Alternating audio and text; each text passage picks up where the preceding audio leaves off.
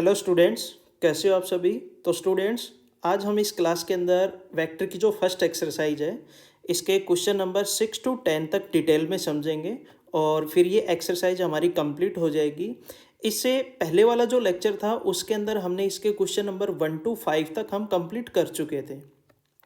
तो आज हम इस एक्सरसाइज को कंप्लीट करते हैं। तो फिर चलिए स्टूडेंट, हम अपने टॉपिक को स्टार्ट करते हैं।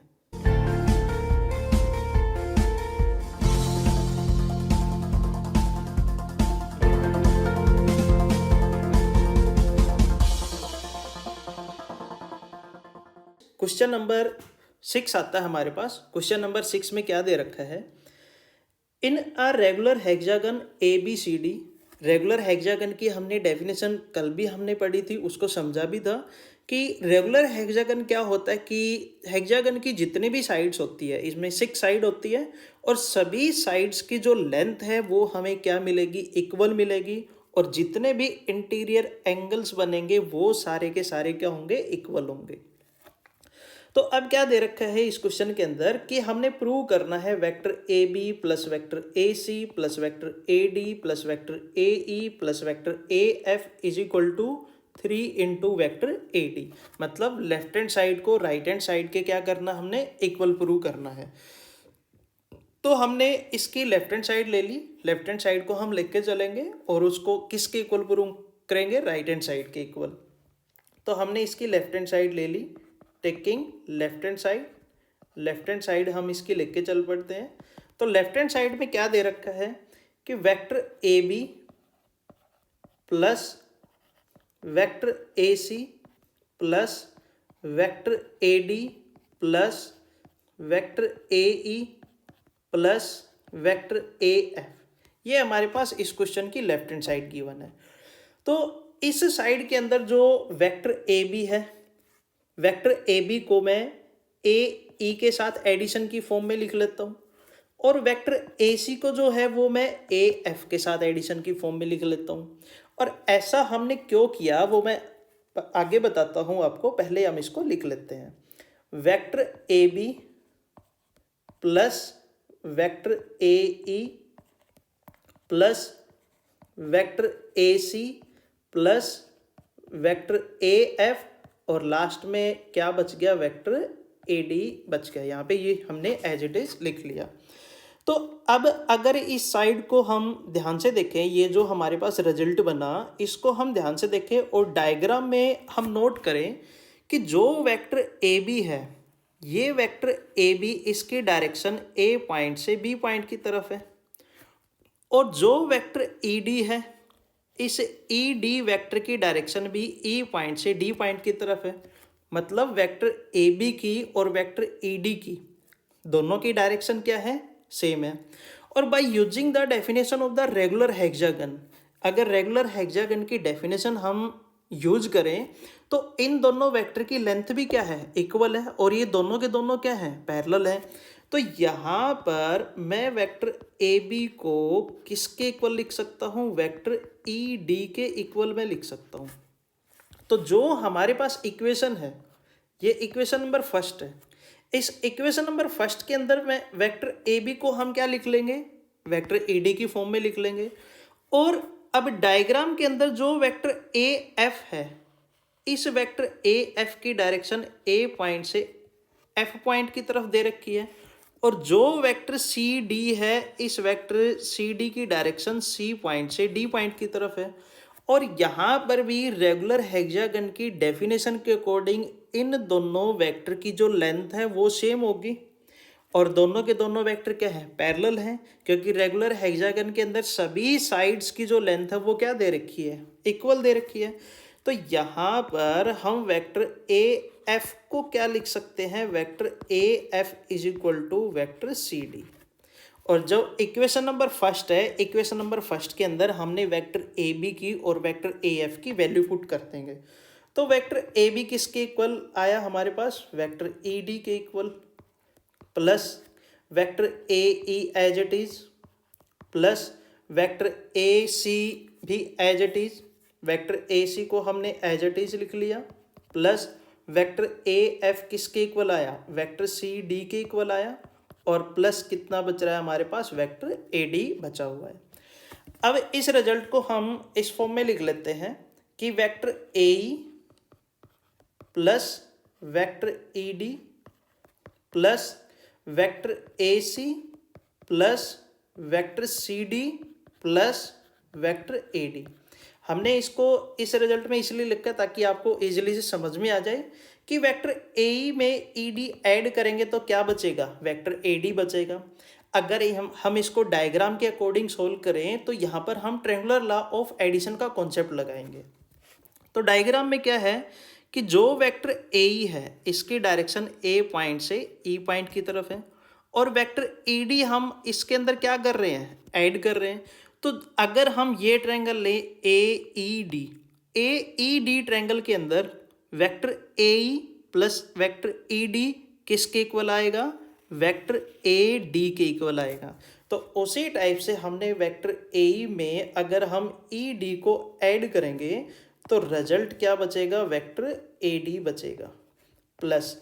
अब कौन सी ट्रायंगल ली हमने, ए सी डी ट्रायंगल के अंदर देखो यहाँ पे वेक्टर ए सी में क्या ऐड हो रहा है, वेक्टर सी डी ऐड हो रहा है। तो वेक्टर ए सी में इसकी डायरेक्शन ए पॉइंट से सी पॉइंट की तरफ है, और वेक्टर सी डी की डायरेक्शन है सी पॉइंट से डी पॉइंट की तरफ। तो अगर हम ये ट्रायंगल ले ए सी डी, तो ए सी डी ट्रायंगल के अंदर ट्रायंगुलर लॉ ऑफ एडिशन लगाएं तो वेक्टर ए डी किसके इक्वल बचेगा, vector A C plus vector E D C D. तो vector A C plus vector C D किसके इक्वल आ गया, वेक्टर ए डी के इक्वल आ गया, और एक वेक्टर ए डी बचा हुआ था क्वेश्चन के अंदर। तो यहाँ पे तीनों के तीनों रिजल्ट सेम है, इनको हम क्या कर देंगे, सिंपली ऐड कर देंगे। इनको ऐड करने के बाद रिजल्ट क्या आएगा हमारे पास, 3 इंटू वेक्टर ए डी, और यही क्वेश्चन के अंदर क्या दे रखी है, राइट हैंड साइड दे रखी है। तो ये बड़ा ही सिंपल सा क्वेश्चन था, इसको हमने बड़े आसान तरीके से इसको सोल्व किया है। अब हम चलते हैं क्वेश्चन नंबर 7 के ऊपर। पहले इसकी स्टेटमेंट पढ़ लेते हैं। स्टेटमेंट क्या है, स्टेटमेंट दे रखी है क्वेश्चन नंबर 7 की, prove that the sum of all vectors drawn from the centre of a regular octagon to its vertices the zero vector. मतलब क्या हुआ कि रेगुलर ऑक्टागन के सेंटर से हमने वर्टिसेस की तरफ जितने भी वेक्टर हमने डिफाइन किए, मतलब ओ हमारा क्या बना, इनिशियल पॉइंट, और वर्टिसेस जो हैं वो क्या बनेंगे, टर्मिनल पॉइंट बनेंगे। और इन सभी वेक्टर्स को अगर हम ऐड करेंगे, मतलब वेक्टर ओ एफ को vector O F plus vector O B plus vector O A, vector O A plus vector O E, vector O E, उसी टाइप से vector O C plus vector O C plus vector O G plus vector O H, vector O H plus vector O D. अगर इन सभी vectors को add करेंगे तो addition इनकी किसके इक्वल आनी चाहिए, जीरो के इक्वल आनी चाहिए। और रेगुलर ऑक्टागन की क्या डेफिनेशन होती है कि जितने भी साइड्स हैं उन सभी साइड्स की जो लेंथ होगी वो लेंथ हमें क्या मिलेगी, इक्वल मिलेगी, और सारे के सारे इंटीरियर एंगल्स जो हैं वो भी क्या होंगे, इक्वल होंगे। तो अब हमने क्या किया, इस रेगुलर ऑक्टागन के अंदर हमने एक लाइन सेगमेंट ले लिया, वो ले लिया हमने बी एफ हमने लाइन सेगमेंट लिया, और इस बी एफ लाइन सेगमेंट के अंदर ओ क्या है, मिड पॉइंट है। तो अगर ओ मिड पॉइंट बना, तो ओ अगर मिड पॉइंट बनेगा तो हम यहाँ पे ये लिख सकते हैं कि ओ बी और ओ एफ ये दोनों के दोनों क्या है, इक्वल है। मतलब इनकी लेंथ की बात कर रहा हूँ, इनकी मैग्नीट्यूड की बात कर रहा हूँ, ये दोनों के दोनों क्या होंगे, इक्वल होंगे।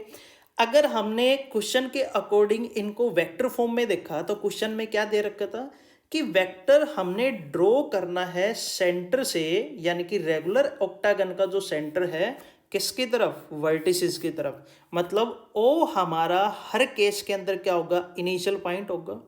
तो उसी टाइप से अगर मैंने यहाँ पे हमने बी एफ एक लाइन सेगमेंट लिया, तो इस बी एफ लाइन सेगमेंट को अगर वेक्टर की फॉर्म में लिखें तो जो वेक्टर ओ बी है वो वेक्टर ओ बी किसके इक्वल आएगा, negative of a vector O F के इक्वल आएगा। दोनों वेक्टर की लेंथ क्या है, सेम है, लेकिन इनकी जो डायरेक्शन है वो क्या दे रखी है, अपोजिट दे रखी है। तो वेक्टर ओ बी किसके इक्वल होगा, वेक्टर ओ एफ के इक्वल होगा। तो वो वेक्टर ओ एफ को जब हम लेफ्ट हैंड साइड लेके आएंगे तो माइनस का है तो किसका हो जाएगा, प्लस का हो जाएगा। तो vector O B plus vector O F is equal to कितना आएगा, 0 के इक्वल। इसको मान लिया हमने इक्वेशन नंबर फर्स्ट।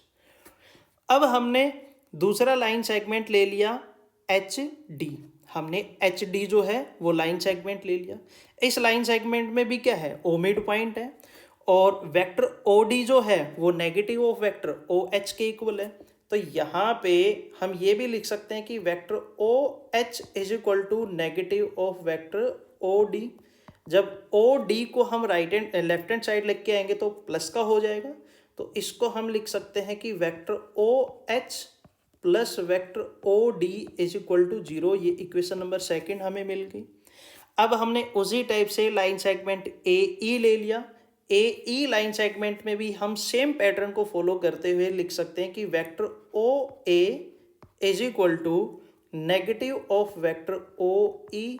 अब वेक्टर ओ ई को हम ले आते हैं लेफ्ट हैंड साइड, तो रिजल्ट बचेगा vector O A plus vector O E is equal to 0। ये इक्वेशन नंबर थर्ड हमें मिल गई। अब लास्ट कौन सा हमने लाइन सेगमेंट ले लिया, वो ले लिया हमने सी जी। तो उसी टाइप से vector O C is equal to negative of vector O G. अब वेक्टर ओ जी को लेफ्ट हैंड साइड लेके आ जाते हैं, तो रिजल्ट बचेगा vector O C plus vector O G is equal to 0। ये इक्वेशन नंबर क्या आ गई हमारे पास, 4 आ गई। अब इन ये जो चारों की चारों जो इक्वेशन है, इन चारों इक्वेशन को हम ऐड कर देते हैं। लेफ्ट हैंड साइड में ऐड हो जाएगी, और राइट हैंड साइड में ऐड हो जाएगी। तो हम equation number first, equation number second, equation number third और इक्वेशन नंबर 4, चारों की चारों इक्वेशन को क्या कर देते हैं, हम ऐड कर देते हैं।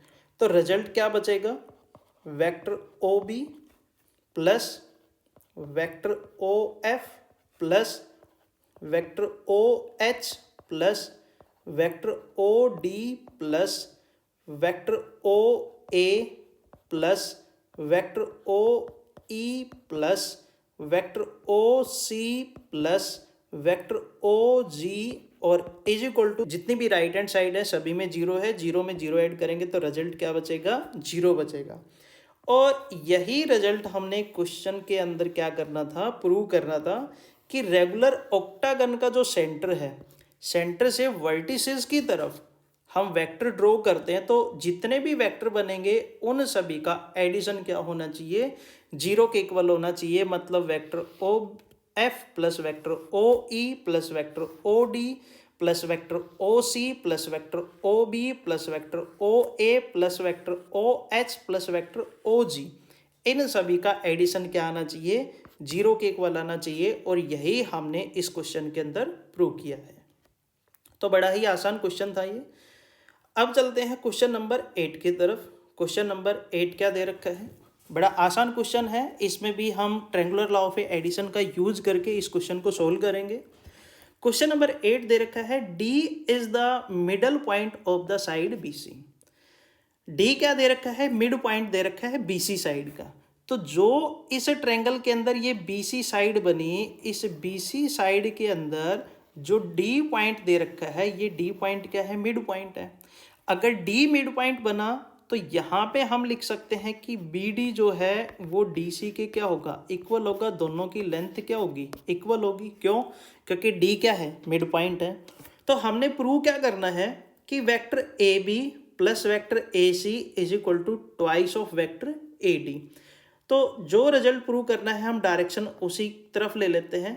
AB वेक्टर की डायरेक्शन है A पॉइंट से B पॉइंट की तरफ, तो हमने ये डायरेक्शन ले ली A पॉइंट से B पॉइंट की तरफ। और फिर A से B पॉइंट तक जा रहे तो फिर B से C पॉइंट की तरफ हम जाएंगे। तो डायरेक्शन हमने बी से डी या बी से सी की तरफ हमने ले ली। फिर वेक्टर ए सी है, मतलब डायरेक्शन ए पॉइंट से सी पॉइंट की तरफ है। तो अगर ए से सी की तरफ हम जा रहे तो फिर हम सी से बी की तरफ हम जाएंगे, तो डायरेक्शन हो जाएगी सी से डी पॉइंट की तरफ या सी से बी पॉइंट की तरफ। तो हमने यहाँ पे प्रूव करना है कि twice of vector A D के इक्वल आएगा। तो अगर हम डायग्राम को अच्छे से देखें तो यहाँ पर दो ट्रायंगल बनती है। एक ट्रायंगल बनती है ए बी डी और सेकेंड ट्रायंगल बनती है ए सी डी। तो ए बी डी ट्रायंगल के अंदर सबसे हमने ये फर्स्ट ट्रायंगल ले ली ए बी डी। तो ए बी डी ट्रायंगल के अंदर अगर हम वेक्टर ए डी निकालें तो vector A D by using the triangular law of addition किसके इक्वल होगा? Vector A B plus B D के इक्वल होगा। तो हमने सबसे पहले कौन सी ट्रायंगल ली? Now in triangle A B D हम ए बी डी ट्रायंगल ले लेते हैं। तो ए बी डी ट्रायंगल के अंदर जो वेक्टर ए डी बना वो वेक्टर ए डी किसके इक्वल आएगा?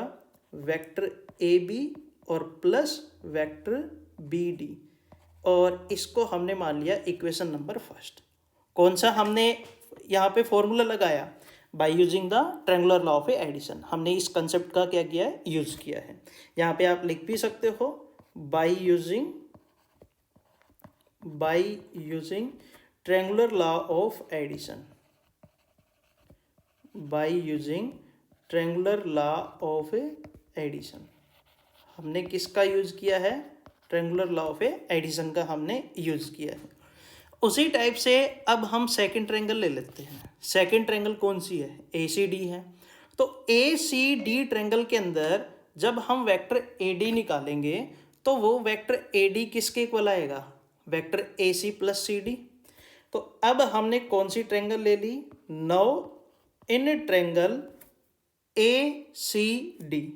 अब हमने ट्रायंगल ले ली ए सी डी।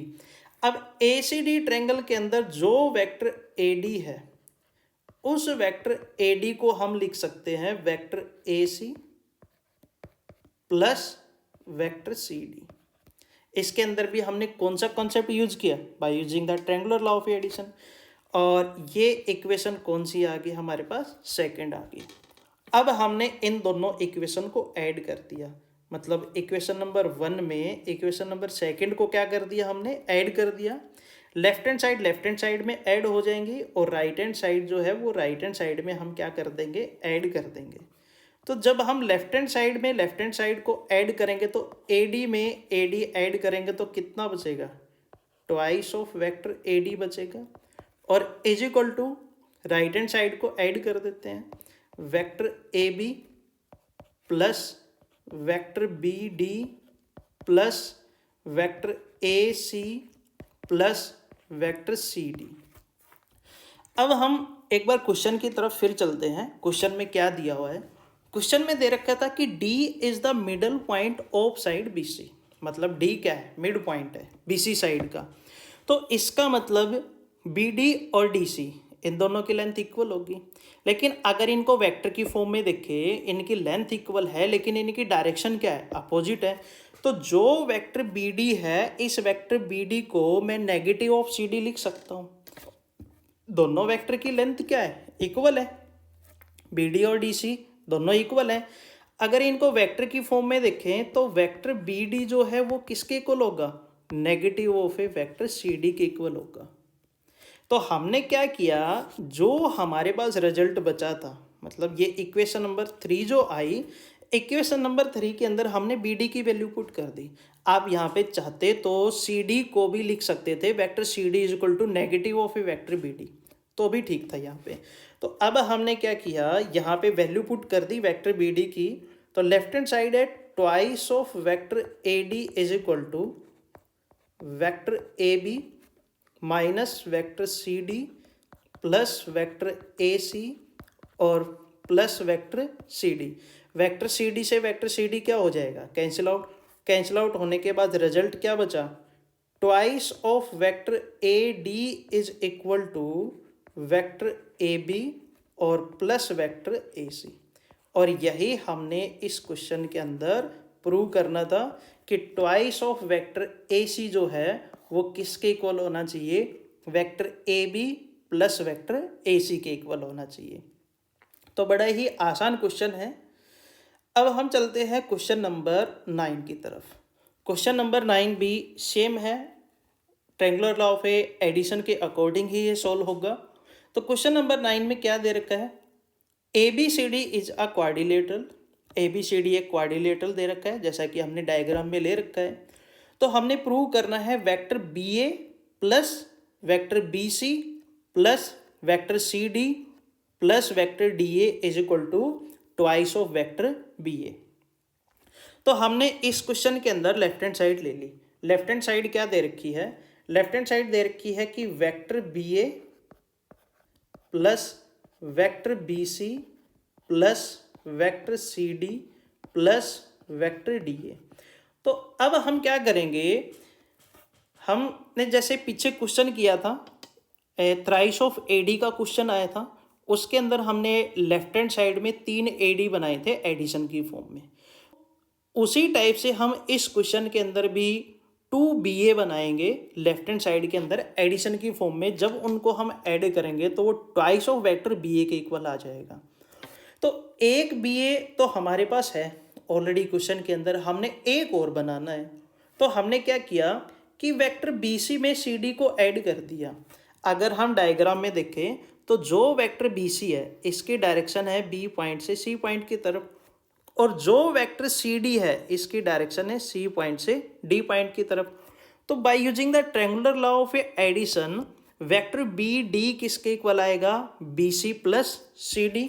तो यहाँ पर वेक्टर BA तो है एज इट इज, अब वेक्टर BC में CD को ऐड कर दिया।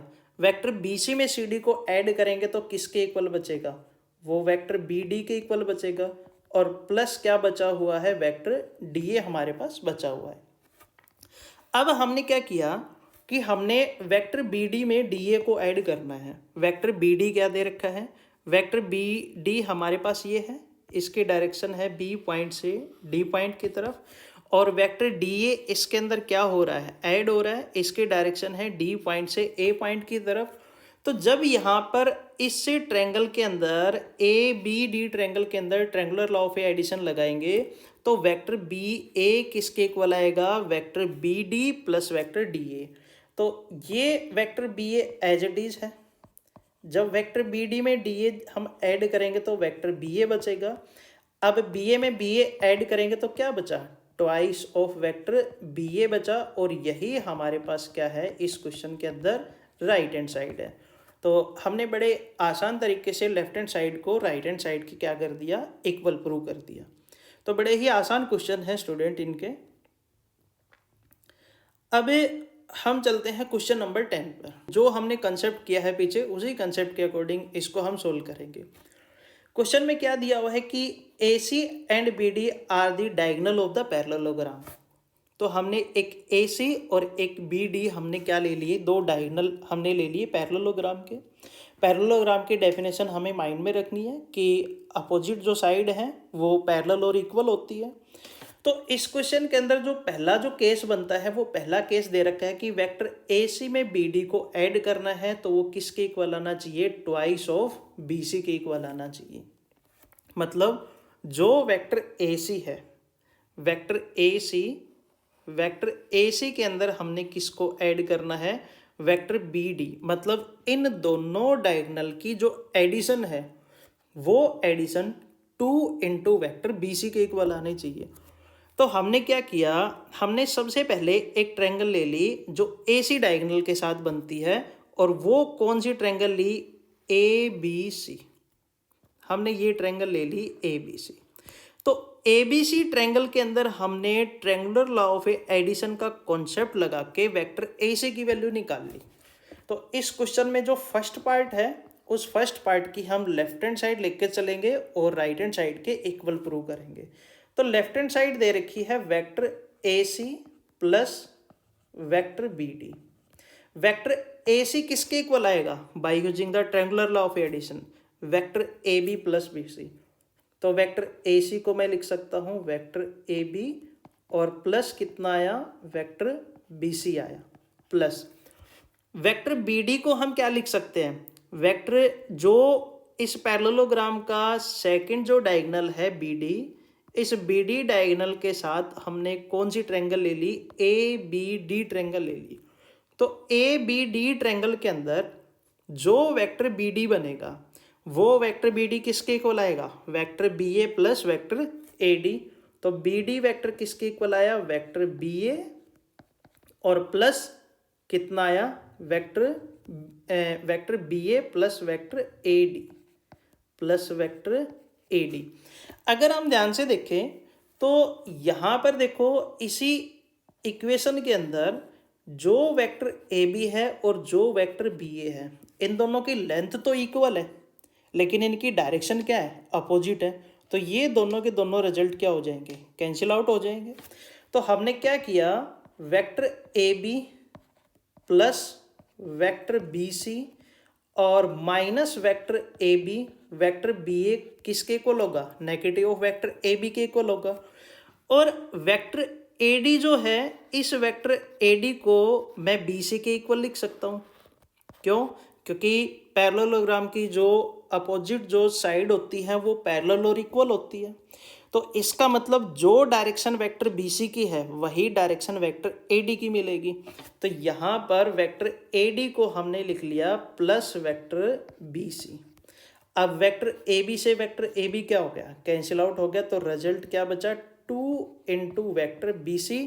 और यही रिजल्ट हमने इसके फर्स्ट पार्ट के अंदर प्रूव करना था कि vector AC plus vector BD is equal to कितना आना चाहिए, 2 इंटू वेक्टर BC के इक्वल आना चाहिए। और हमने इसको बड़े ही आसान तरीके से सोल्व कर लिया। अब सेकंड पार्ट में क्या दे रखा है कि आपने AC में से BD को क्या करना है, सबट्रैक्ट करना है। तो ये जो रिजल्ट हमने किया है, अब इसी रिजल्ट को हम सबट्रैक्शन की फॉर्म में लिख लेते हैं। वो किस टाइप से, वेक्टर जो AC है, इस वेक्टर AC में से हमने वेक्टर BD को क्या करना है, सबट्रैक्ट करना है। तो वेक्टर AC को हमने क्या लिख लिया, vector AB plus vector BC और माइनस ऑफ वेक्टर BD को हमने क्या लिख लिया, वेक्टर BA और प्लस वेक्टर AD। पहले हम ब्रैकेट को ओपन कर लेते हैं। तो vector AB as it is plus vector BC as it is, negative of vector BA बनेगा, नेगेटिव ऑफ वेक्टर AD बनेगा। अब अगर हम वेक्टर BA के आगे नेगेटिव साइन है तो वेक्टर BA किसके इक्वल होगा, वो वेक्टर AB के इक्वल होगा। क्योंकि मैंने अभी बताया था vector AB is equal to negative of vector BA, जैसा कि हमने इसके फर्स्ट पार्ट के अंदर ये कंसेप्ट यूज किया था। तो यहाँ पर क्या किया, vector AB as it is है प्लस वेक्टर BC भी एज इट इज है और वेक्टर BA को हमने लिख लिया प्लस वेक्टर AB। अब जो वेक्टर AD है वो वेक्टर AD BC के इक्वल है, तो वेक्टर AD को हम लिख सकते हैं वेक्टर BC के इक्वल। तो यहाँ से BC से BC क्या हो गया, कैंसिल आउट हो गया। रिजल्ट क्या बचा, 2 इंटू वेक्टर AB। और सेकंड पार्ट के अंदर हमने यही प्रूव करना था कि vector AC minus vector BD is equal to 2 into vector AB, इसके इक्वल आना चाहिए। और हमने लेफ्ट हैंड साइड को राइट हैंड साइड के क्या कर दिया, इक्वल प्रूव कर दिया। तो स्टूडेंट्स, हमने आज इस वीडियो के अंदर जो वेक्टर की एक्सरसाइज फर्स्ट है उस एक्सरसाइज के क्वेश्चन नंबर 6 to 10 तक हमने कंप्लीट कर लिए हैं और ये फर्स्ट एक्सरसाइज हमारी कंप्लीट हो चुकी है। इससे नेक्स्ट हमारे पास जो डेफिनेशन आएगी वो पोजीशन वेक्टर के ऊपर होगी, क्योंकि जो सेकंड जो एक्सरसाइज दे रखी है एलिमेंट्स ऑफ मैथमेटिक्स की बुक के अंदर, उसमें सेकंड एक्सरसाइज का जो बेसिक कॉन्सेप्ट है वो पोजीशन वेक्टर के ऊपर दे रखा है। तो कल हम पोजीशन वेक्टर की जो डेफिनेशन है वो हम डिटेल में समझेंगे और फिर उसके बाद उस पोजीशन वेक्टर की डेफिनेशन के ऊपर जितने भी क्वेश्चन आते हैं उन सभी क्वेश्चंस को भी हम डिटेल में समझेंगे। तो आई होप आपको ये जितने भी क्वेश्चन हमने किए हैं ये आपको सभी को समझ में आए होंगे। अगर फिर भी आपका कोई डाउट है तो आप कमेंट सेशन के अंदर कमेंट करके पूछ सकते हो। और जो इस चैनल पे नए हैं वो प्लीज़ चैनल को सब्सक्राइब करें, शेयर करें और अपने दोस्तों के साथ भी शेयर करें। आज के लिए बस इतना ही। Thank you, have a nice day.